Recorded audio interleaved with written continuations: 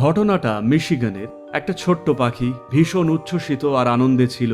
শীতকাল আসছে, তার দক্ষিণে যাওয়া উচিত ছিল, কিন্তু ও এতই আনন্দে ছিল যে ভুলে গিয়ে দেরি করে ফেল। তারপর ওড়ার চেষ্টা যখন করলো, ঠান্ডায় ডানা জমে গিয়ে সে নিচে পড়ে গেল।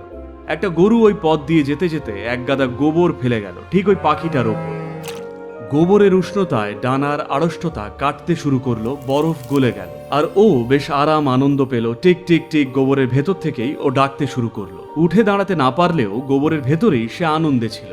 একটা বেড়াল পাশ দিয়ে যাচ্ছিল, পাখির ডাক শুনে সে গোবরটা খুঁড়ল আর পাখিটাকে খেয়ে নিল।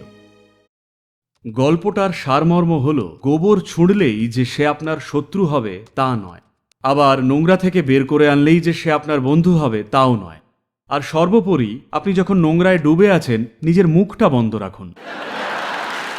এটা এই কারণে বলছি, আমরা এমন একটা পৃথিবী তৈরি করেছি, আমার কোনো সমস্যা হলেই দুনিয়ার সবাইকে তা বলতে হবে, সবাই হাজারটা সমাধান দেবেন না।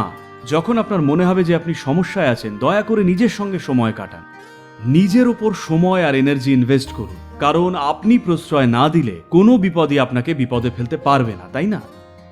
এই একাকিত্বের মূল্যটা আজকের পৃথিবী থেকে একদম হারিয়ে গেছে।